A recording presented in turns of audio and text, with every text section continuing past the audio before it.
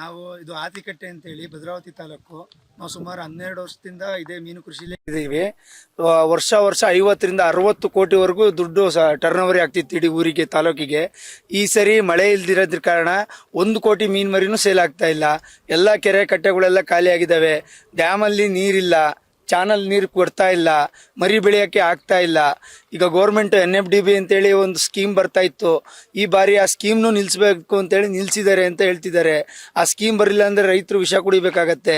ಆ ಸ್ಕೀಮು ಇಲ್ಲ ಅಂದ್ರೆ ಈಗ ಹೆಂಡ್ತಿದು ತಾಳಿ ಒಡವೆ ಎಲ್ಲ ಅಡ ಇಟ್ಟು ಈ ಕೃಷಿ ಮಾಡಿದೀವಿ ನಾವು. ಅದೇನು ದುಡ್ಡು ಬರಲಿಲ್ಲ ನಮಗೆ ಗೌರ್ಮೆಂಟ್ ಇಂದ. ಈಗ ಮಳೆಗಾಲದಲ್ಲಿ ಈಗ ಮಳೆ ಬರ್ತಾ ಇಲ್ಲ, ಅಕಸ್ಮಾತ್ ಮಳೆ ಕೈ ಕೊಟ್ಟರು ಈಗ ಗೌರ್ಮೆಂಟ್ ಇಂದ ನಮಗೆ ಏನಾರು ಒಂದು ಸಹಾಯಧನ ಅಂತ ಕೊಡಬೇಕು. ಇಲ್ಲ NFDB ಏನು ಆರ್ಡರ್ ಇತ್ತು ಅದು ಕಂಟಿನ್ಯೂ ಕೊಡಬೇಕು. ಅದು ಬಂತಂದ್ರೆ ಮತ್ತೆ ಈ ಮಿನಿ ಕೃಷಿ ಮುಂದುವರ್ಸ್ಕೊಂಡು ಹೋಗ್ಬೋದು. ಇಲ್ಲ ಅಂದ್ರೆ ಯಾವುದೇ ಕಾರಣಕ್ಕೂ ನಾವು ಮುಂದುವರ್ಸಕ್ ಆಗೋದಿಲ್ಲ. ರೈತರು ವಿಷ ಕುಡಿಯುವಂತ ಪರಿಸ್ಥಿತಿ ಬಂದಿದೆ ಈಗ ಈ ಬಾರಿ. ಮೇಡಮ್, ಲಕ್ಷಗಟ್ಲೆ ಖರ್ಚಾಗತ್ತೆ, ಲಕ್ಷಗಟ್ಲೆ ಆದಾಯನೂ ಇದೆ. ಬಟ್ ಏನಂದ್ರೆ ಮಳೆ ಇಲ್ಲ, ರೈತರು ಬರ್ತಾ ಇಲ್ಲ. ಯಾವುದೇ ರೈತರು ಬಂದು ಮೀನ್ ತಗೊಂಡು ಹೋಗ್ತಾ ಇಲ್ಲ, ಖರೀದಿ ಮಾಡ್ತಿಲ್ಲ. ಎಲ್ಲೂ ಮಳೆ ಇಲ್ಲ ಅಂತೇಳಿ ಕೆರೆ ಕಟ್ಟೆಗಳೆಲ್ಲ ಖಾಲಿ ಆಗಿದಾವೆ. ನಮಗೆ ಎಲ್ಲೂ ಮೀನು ಹೋಗ್ತಾ ಇಲ್ಲ, ಸ್ಟಾಕ್ ಆಗಿದಾವೆ. ಈಗ 1.25 ಕೋಟಿ ಸ್ಟಾಕ್ ಇದೆ ಸರ್. ಪ್ರತಿ ವರ್ಷ 50 ಕೋಟಿ ತನಕ ಮರಿ ಸೇಲ್ ಮಾಡ್ತಾ ಇದ್ವಿ ಸರ್. ನಮಗೆ 60ರಿಂದ 70 ಲಕ್ಷ ಖರ್ಚಾಗ್ತಾ ಇತ್ತು. 50ರಿಂದ 60 ಕೋಟಿ ಮರಿ ಸೇಲ್ ಆಗ್ತಾ ಇತ್ತು.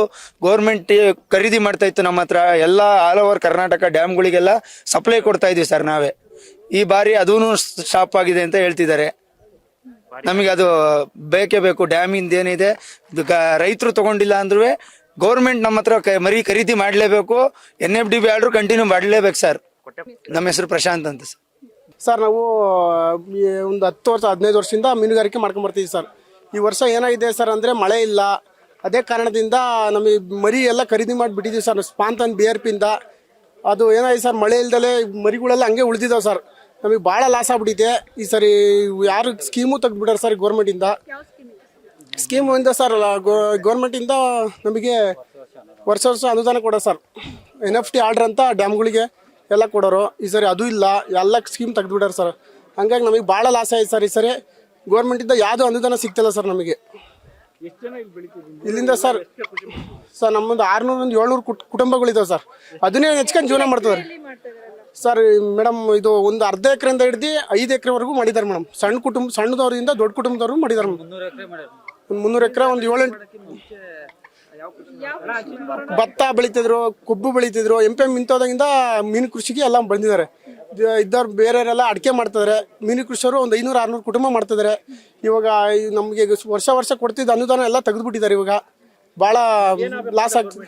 ಗೌರ್ಮೆಂಟಿಂದ ನಮಗೆ ವರ್ಷ ಏನು ಹಳೆ ಅನುದಾನ ಇತ್ತು ಅದನ್ನ ಹೊಸ್ದಾಗಿ ಕೊಡ್ಬೇಕಂತೇಳಿ ಬಜೆಟ್ ಓಪನ್ ಮಾಡ್ಬೇಕಂತೇಳಿ ವರ್ಷ ಮೇಡಮ್ ಒಂದು 20ರಿಂದ 30 ಕೋಟಿ ಸೇಲ್ ಆಗ್ತಿದೆ ಮೇಡಮ್.